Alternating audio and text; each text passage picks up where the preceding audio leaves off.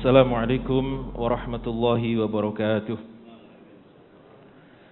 Bismillah, alhamdulillah, wassalatu wassalamu ala rasulillah, la hawla wa la quwata illa billah, amma ba'd. Puji syukur pada Allah subhanahu wa ta'ala atas semua limpahan karunia nikmatnya. Salawat serta salam mari kita selalu haturkan kepada Nabi kita Muhammad sallallahu alaihi wasallam. Mudah-mudahan kita mendapatkan syafaatnya hingga yaumul akhir. Amin ya rabbal alamin.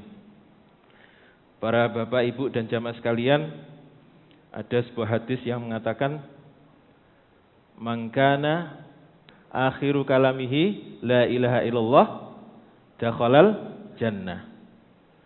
Barang siapa yang akhir kalimatnya, akhir ucapannya la ilaha illallah, maka dia akan masuk surga. Pertanyaannya adalah, kalau yang selain itu gimana, Pak? Kira-kira orang yang terakhir kali ucapannya sebelum meninggal bukan kalimat la ilaha illallah, apakah dia bisa masuk surga? Bisa, Pak, ya? Sing yakin, Pak? Yakin, Bu? Bisa, nggih. Lalu apa maksudnya itu? Napa kira-kira maksudnya? Yang mengeluarkan hadis mangkana akhiru kalamihi la ilaha illallah dakhalal jannah. Itu sinten? Nabi toh, nggih? Nabi. Pertanyaannya adalah, Nabi itu ketika wafat apa kalimat yang terakhir? Napa? Ada yang mengatakan umatku, ummati, ummati. Kemudian sholah, as-sholah, okay. As-sholah. Kemudian ada satu lagi kalimat yang diucapkan sebelum Nabi wafat itu ar-rafiqul a'la. Okay. Ar-rafiqul a'la. Yaitu tempat yang paling mulia, yang paling tinggi. Jadi Nabi ketika wafat itu yang diucapkan yang terakhir bukan la ilaha illallah, tetapi yang paling terakhir itu ar-rafiqul a'la, ar-rafiqul a'la, ar-rafiqul a'la. Tempat yang paling tinggi atau yang paling mulia. Dan Nabi jelas masuk surga. Lalu bagaimana maksudnya barang siapa yang akhir kalimatnya la ilaha illallah masuk surga? Maksudnya adalah orang yang sampai detik akhirnya masih konsisten dengan kepercayaan bahwa tiada Tuhan selain Allah, dia pasti masuk surga. Dan keyakinan ini tidak harus diucapkan tidak harus bisa diucapkan ketika mau wafat. Nggih. Ngoten maksudipun. Jadi nek mboten ngomong kalimat tauhid terus meninggal, wah iki gak mlebu swarga, ndak begitu, nggih. Yang penting itu keyakinan dia. Dia masih yakin apa enggak? Kalau masih yakin, maka dia tetap akan masuk surga. Baik, kita lanjutkan kisah penaklukan kota Madain dan kota-kota yang lain di Persia. Kemarin kita sudah membahas yaitu penaklukan wilayah Jalula yang menjadi tempat pangkalan militer pasukan Persia. Dan yang kedua kota Hulwan, yaitu kota yang menjadi persembunyian daripada Yazdajrid, yaitu Raja Persia. Juga sudah ditaklukkan. Lalu bagaimana dengan Yazdajrid yang lagi-lagi bisa melarikan diri? Jadi belum ketangkap ini rajanya ini, Pak. Ternyata atas seruannya pasukan Persia kembali berkumpul atau kembali membuat pangkalan militer di daerah yang namanya Ram Hurmus. Daerah di mana iki, Pak? Pokoke ngoten, Bu, nggih. Kula nggih dereng sumerep. Ram Hurmus ini daerah pundi? Sing jelas mboten Sidoarjo. Sing jelas Persia. Irak mawon sik bayangane teng pundi kan nggih. Irak itu nggih, negara ini. Pemene daerah atau wilayah-wilayah yang kecil itu. Nah, di pangkalan Ram Hurmuz ini dipimpin oleh seorang panglima yang namanya Hurmuzan. Sinten Bu? Hurmuzan. Nah, diingat-ingat nih nama Hurmuzan ini nanti akan ada satu peranan penting ketika di Madinah. Namanya, panglimanya adalah Hurmuzan. Nah, pada penyerangan kali ini, menyerang ke kota Hurmuz ini, seorang sahabat dipercaya untuk memimpin penyerangan, namanya Nu'man bin Muqarrin. Nu'man bin Muqarrin. Sopo meneh iki? Sudah pernah dengar, Pak? Belum ya? Sebenarnya sudah pernah dengar tapi beberapa tahun yang lalu sudah saya sampaikan. Nu'man bin Muqarrin. Baik, supaya kita ingat kembali. Supaya kita ingat kembali siapa Nu'man bin Muqarrin itu? Dia adalah pemimpin suku Muzainah. Muzainah, bukan Muzayanah ya. Muzainah. Suku yang terletak di antara Mekah dan Madinah. Nah, ketika mendengar tentang Islam, ya, tentang kabar agama yang dibawa Nabi, yaitu Islam, dan mendengar bahwa ada seorang utusan yang bernama Muhammad, maka hatinya ini tiba-tiba luluh, ya, hatinya luluh, sebab dia terkesan dengan akhlak Nabi Muhammad SAW. Jadi sebagian orang yang masuk Islam itu karena terkesan dengan akhlak Nabi. Ada juga yang karena membaca Al-Quran, berarti karena kebenaran. Tetapi sebagian besar masuk Islam karena akhlak Nabi. Sehingga akhlak itu penting, Pak. Tidak hanya menyampaikan kebenaran, tapi harus juga berakhlak. Jadi akhlak itu sekali lagi penting. Lebih penting daripada ilmu, Pak. Akhlak itu. Orang berilmu tapi tidak berakhlak, Masya Allah. Ini kalau orang Islam maka dia sesungguhnya telah menghancurkan Islam. Jadi Nu'man bin Muqarrin ini masuk Islam karena terkesan dengan akhlak Nabi. Melalui dialah seluruh anggota sukunya tunduk dan patuh kepada Islam. Ya, suatu saat dia berpidato di hadapan kaumnya. Ya qaumi, wahai kaumku, wallahi demi Allah, ma'alimna an Muhammadin illa khairan. Sesungguhnya kita ini tidak mengetahui Muhammad kecuali hanya kebaikan. Jadi yang mereka tahu, termasuk Nu'man bin Muqarrin ini, yang dia tahu bahwa Muhammad itu orang baik. Tidak pernah dengar Muhammad ini selentingan-selentingan pernah berbuat kejahatan. Wala sami'na min da'autihi illa marhamah. Dan kami atau kita juga tidak pernah mendengar bahwa dakwah Muhammad itu kecuali dalam hal saling berkasih sayang. Wa ihsanan, dan dalam hal kebaikan.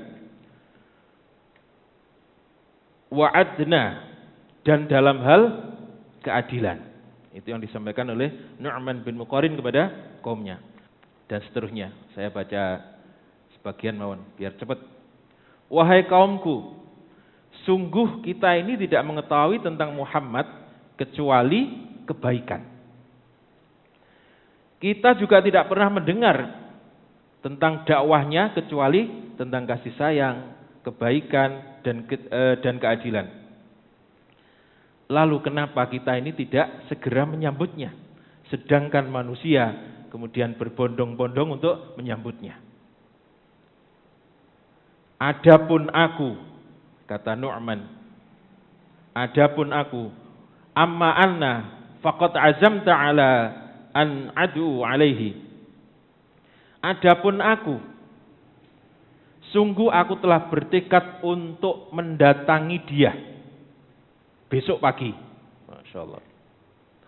Maka siapa di antara kalian yang mau bersamaku, maka hendaklah dia bersiap-siap. Masya Allah. Maka paginya Pak, paginya beliau kemudian datang kepada Rasulullah bersama dengan 10 saudaranya. Kemudian bersama dengan 400 anggota sukunya. Ini datang ke Madinah, kemudian menyatakan dan berbaiat kepada Rasulullah masuk Islam. Masya Allah, ini kedatangan Sinten mau namanya?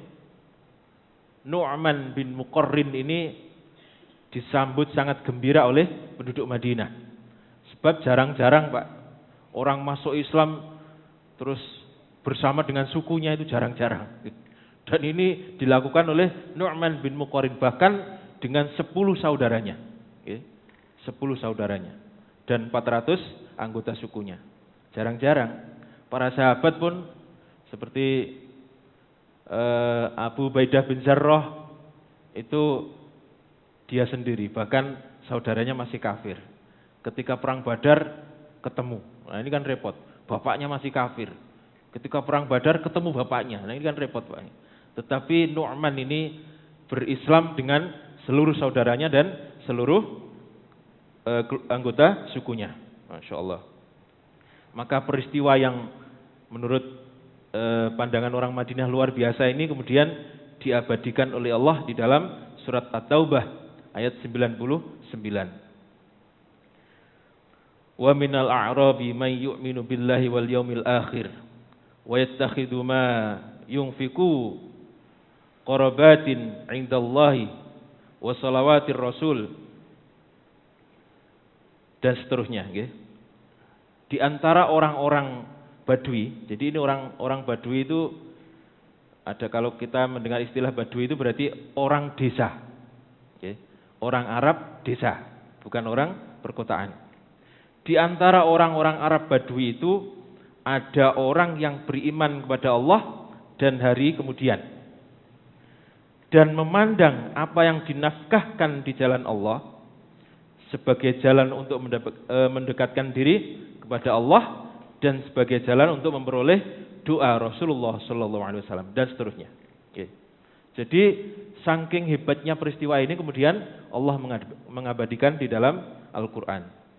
At-Taubah ayat 99. Nah, para jamaah sekalian, lalu Nu'man bin Muqarrin dan semua saudaranya ikut hijrah ke Madinah. Asalnya kan bukan di kota Madinah.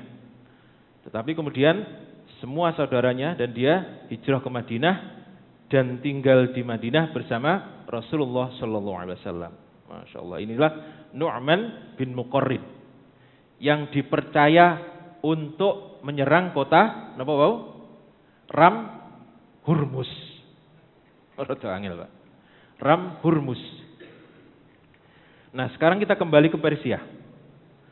Nu'man bin Muqarrin dengan pasukannya kemudian segera bergerak menuju ke wilayah Ram Hurmus, tempat di mana pasukan Persia yang dipimpin oleh Hurmuzan, mungkin karena wilayahnya Ram Hurmus kemudian pemimpinnya namanya Hurmuzan. Jadi tempat di mana Hurmuzan bermarkas. Nah, ketika Hurmuzan ini mendengar bahwa pasukan muslimin sudah mulai bergerak menuju ke Ram Hurmus, ia pun bergerak. Berarti nanti ketemunya di dalam kota atau di luar kota, Bu? Di luar kota, karena saling bergerak. Masya Allah. Maka ia segera keluar dari kota Ram Hurmus menyambut serangan dari pasukan muslimin. Lalu terjadilah peperangan di wilayah yang namanya Arba. Di mana iki? Arba, Bang. Nanti yang punya HP bisa di niki, napa? Pakai Google Map nih. Bisa itu, masih bisa dilacak nama-nama wilayah ini. Kira-kira jaraknya seberapa itu masih bisa dilacak. Nah, dalam pertempuran ini Hurmuzan dan pasukannya melarikan diri ke kota Tustar. Nah, ono meneh gitu, Tustar. Sehingga Nu'man segera mengejar ke Tustar. Jadi di kota inilah pasukan muslimin kemudian bertemu dengan pasukan dari Basrah. Nah, ini Basrah ini sering kita dengar kalau Basrah. Karena banyak ulama yang tinggal di Basrah kemudian membuat kitab Basrah. Nah, sekali lagi di Tustar ini pasukan muslimin yang dipimpin oleh Nu'man bin Muqarrin ini bertemu dengan pasukan yang berasal dari Basrah yang dipimpin oleh Sa'ad bin Adi namanya.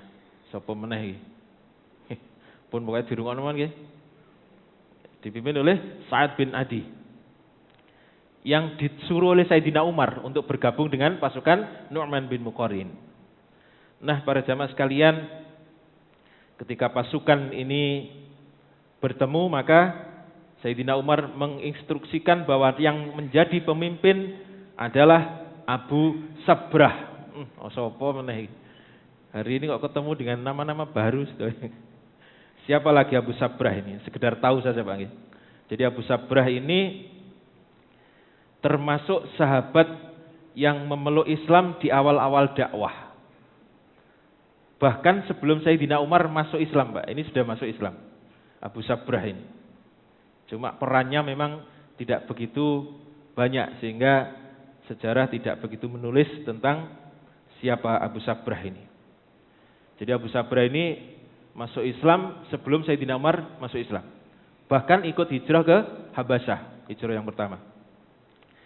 Jadi pasukan muslimin kemudian tinggal berbulan-bulan di kota Tustar dan terjadi bentrok atau perang ini sebanyak 80 kali. Masya Allah. Perang sebanyak 80 kali. Bayangkan, Pak, perang 80 kali. Bisa dibayangkan itu. Dan pada pada perang kedua sebelum terakhir, berarti perang yang ke-78, seorang sahabat yang bernama Al-Barra bin Malik. Sudah pernah dengar nama ini, Pak? Belum juga, ya? Sebenarnya dulu. Al-Barra bin Malik. Di perang Yamamah ini sudah sering saya sebut. Tapi nggih lupa, tidak apa-apa. Nek jenengan eling, saya tidak begitu berharga. Nek jenengan lali, kula rada berharga rasanya. Al-Barra bin Malik, dia adalah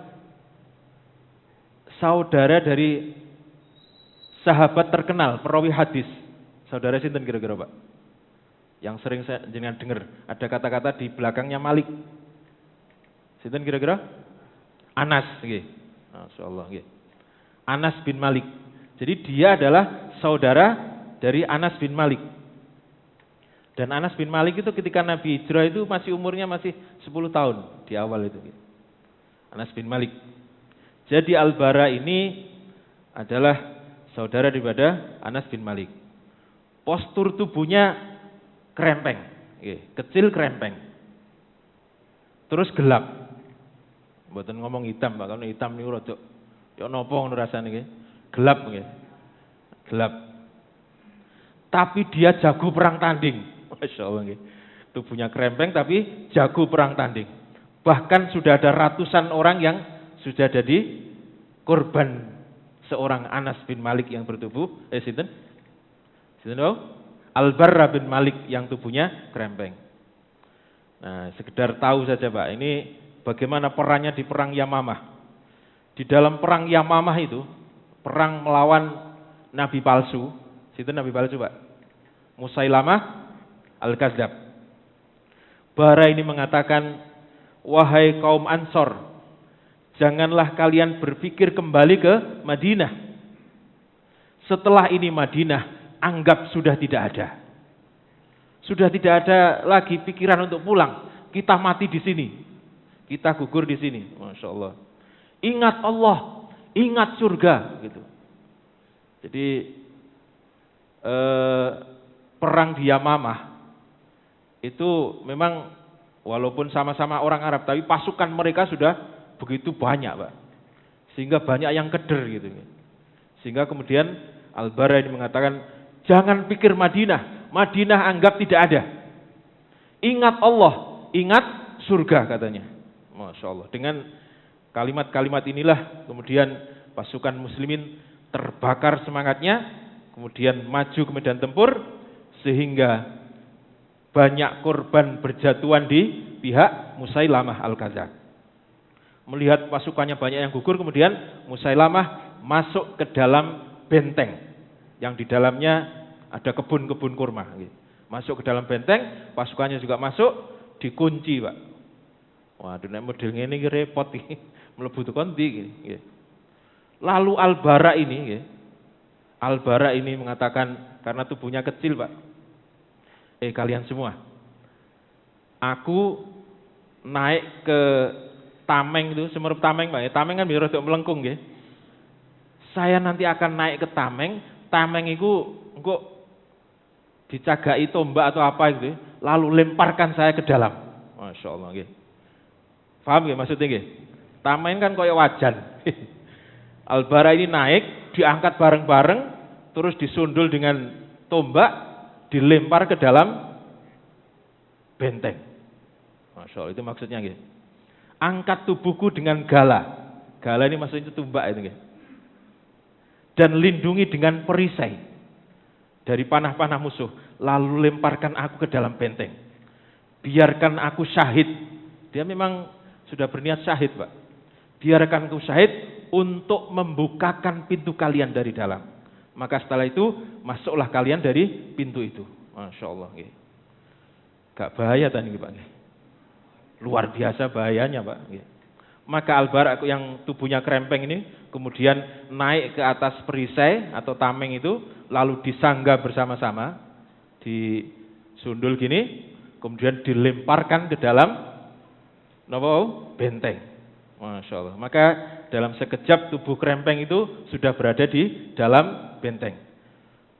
Yang di dalam benteng musuh semua Pak, langsung dikeroyok. Begitu dikeroyok dia langsung mencari pintu masuk itu, pintu masuk benteng, lalu dibuka. Masya Allah. Setelah dibuka maka pasukan muslimin kemudian bisa menerobos ke benteng pasukan Musailamah Al-Kadzab. Lalu apa yang terjadi? Kira-kira yang gugur itu di pihak Musailamah ada 20.000 orang, termasuk Musailamah Al-Kadzab. Inilah Al-Bara. Dan dia ini kecewa Pak, karena gagal memperoleh syahid. Masya Allah. Saya kemarin melihat ada anak Palestina itu sowan ke, kalau di Indonesia ya yai itu. Ditanya apa cita-citamu? Saya ingin syahid. Anak kecil umur kira-kira 9 tahun. Takoki apa cita-citamu? Saya ingin syahid. Masya Allah. Kata syekhnya, jangan syahid dulu. Kamu cari ilmu dulu yang banyak, bermanfaat dulu, baru syahid katanya. Masya Allah. Itulah anak-anak di Palestina Pak. Dia memang, ya karena memang dunianya begitu, sehingga cita-cita itu gak kepengen jadi YouTuber atau kepengen jadi opo gitu. Saya ingin syahid. Masya Allah. Jadi Al-Bara ini kecewa karena gagal memperoleh kesyahidan. Padahal dia sudah sangat merindukan. Sebab dia sudah rindu sekali dengan Rasulullah. Ingin segera berjumpa dengan Rasulullah. Masya Allah. Ini para sahabat-sahabat terdahulu. Lalu apa atau bagaimana sepak terjang dari Al-Barrah bin Malik di perang Tustar ini? akan kita bahas pada pertemuan yang akan datang. Demikian, kurang lebihnya mohon maaf. Mudah-mudahan manfaat. Wassalamualaikum warahmatullahi wabarakatuh.